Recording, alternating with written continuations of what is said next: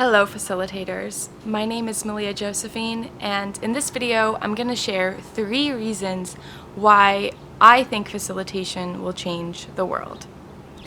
I have been a professional facilitator for 7 years in various contexts and industries and sectors. And so for this video I want to share the reflections that I've developed over the years around why facilitation has been so powerful for me and why I think it's really powerful for the world.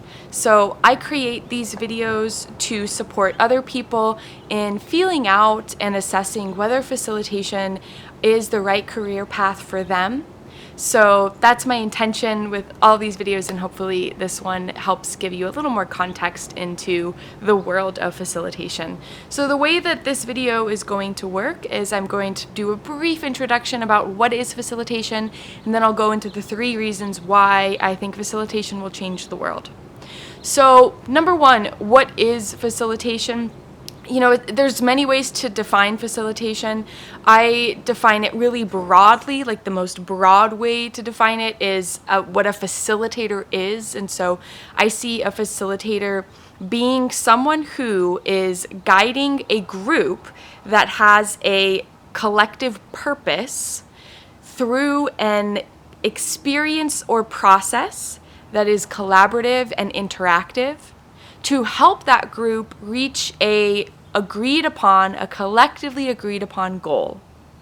So there's a few parts there. The facilitator is the one who is really helping the group with the collective identity, move through a journey, experience, or process. That's kind of there's the group, there's the journey or the process, and then there's to reach the goal, which is collectively agreed upon. So that's just one way to define facilitation. It's super broad.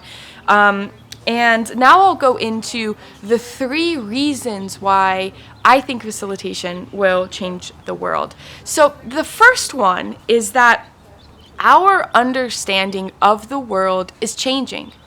So I kind of want to frame this as like before and after, like the way we used to think about things and the way that we're thinking about things now. So I feel like the way we used to think about things, the old paradigm you could say, is more in a linear thinking fashion.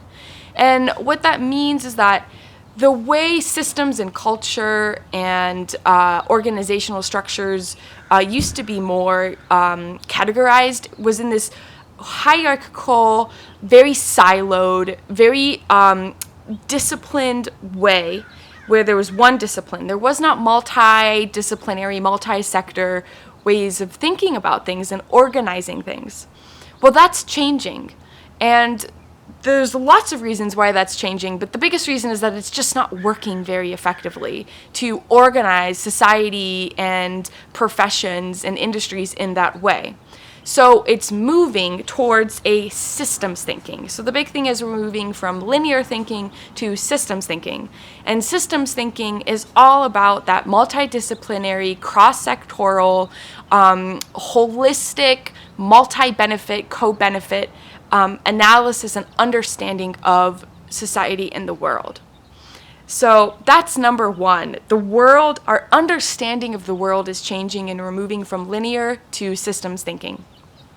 Number 2, our understanding of the problems and challenges that the world is facing is changing.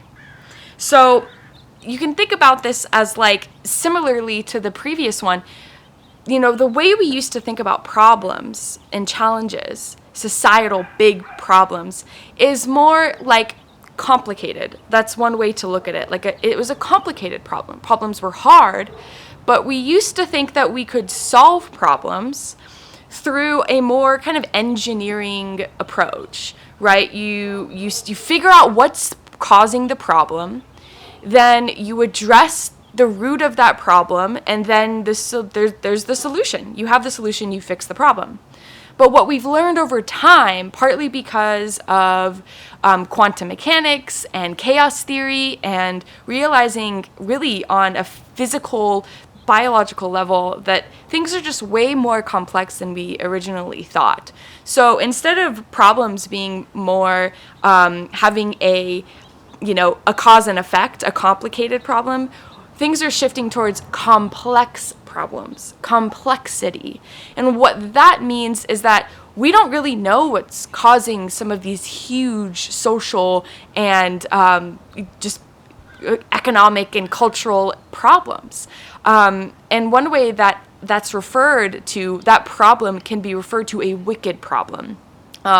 Versus a tame problem, right? Where there is a clear understanding of what's causing a problem, and we can just apply a engineering or equation-based solution and it will fix that.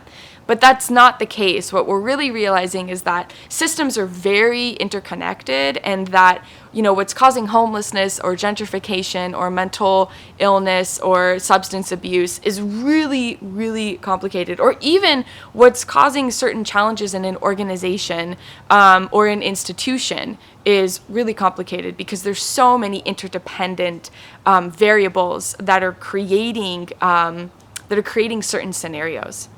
So that's number 2. Our understanding of problems is changing. Number 3, our understanding of the way people collectively address and solve those problems is changing. So we used to think, we used to operate in a way, and this is really clear when you look at government structures, that experts kind of knew the answers to problems. And I kind of define this as like adversarial or top-down or hierarchical communication. So we used to really rely on experts to understand the data and to make decisions from a more top-down hierarchical structure. And it was kind of adversarial because it was really about like lobbying like-minded people who agreed on the way you defined the problem and agreed on the way that you thought the problem should be addressed based on your data as an expert in a specific discipline. But what we've realized is that actually is not a very effective way to solve problems. And if it was, then it would be working. But it's not working. And for decades, we've tried to implement that type of problem solving in many different contexts, and it hasn't really worked. And so there's a lot of reasons why that type of problem solving doesn't work. One of them is just like human psychology, human behavior, the way that humans work, is that we tend to be in this like confirmation bias, echo chambers, and really only look for people who agree with our perspective. When what we're really understanding is that to actually effectively solve problems, we have to decentralize the decisions about how we solve those problems. We really need to get all the stakeholders in the room that understand different aspects of the problem or the opportunity, and have them share their perspectives, share their understanding, so that way we can get a fuller understanding and a fuller picture of what the problem actually is, or what are all the variables that are influenced within this system or in this situation or in this context, whatever it is that that group is looking at. Right? So we're really trying to hear from all sides and have a collaborative process. So we're moving from this more top-down adversarial communication to collaborative decentralized communication. And that's number 3. Our understanding of the way people collectively address problems is changing. So that kind of brings me to the wrap up, the conclusion around, really why I think facilitation will change the world. And that's because facilitation, in all of those 3 major ways that the world and our lives and humanity is changing, facilitation supports that transition. Facilitation is based on systems thinking. It's all about really helping people expand their understanding of who needs to be in the room. Facilitation is really designed to support people address complex problems, really designed to help people slow down and think through all of the impacts, all of the benefits and the burdens of certain decisions. And it really helps people understand other people's perspectives, because you're really challenging people to think outside of their own interests. So this is just kind of my final thought here, which is that facilitation can change the world, but it also cannot.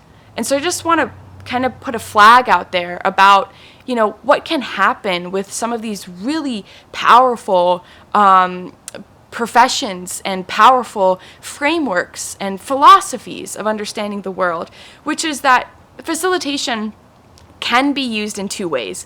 One of those ways is to essentially support and continue to develop the status quo. So facilitation oftentimes can be talked about in a way where it's like, we're going to help with increasing the efficiency of your team, increasing the performance of all your individual team members and the collective performance of the team, and really increasing the success of your organization. Because we're here to really fast line and streamline all of the collaboration and conflict resolution bumps that your group may come to, right? So there's a little bit of like, you can just use facilitation to continue to perpetuate the status quo. Then there's another way to use facilitation, and that's really tapping into the transformative qualities that facilitation can bring to a group. Really one that can lead to systemic social, cultural, and personal change by really helping people realize and shift their mindset around how they think about other people and think about themselves, how they think with each other, how they brainstorm with each other, and how they make decisions with each other in a collective way.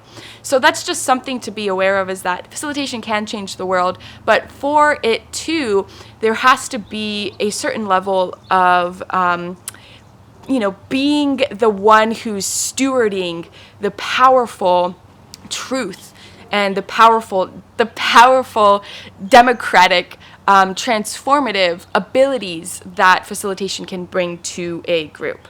So those are my thoughts, and thank you for listening, and hope you have a great day.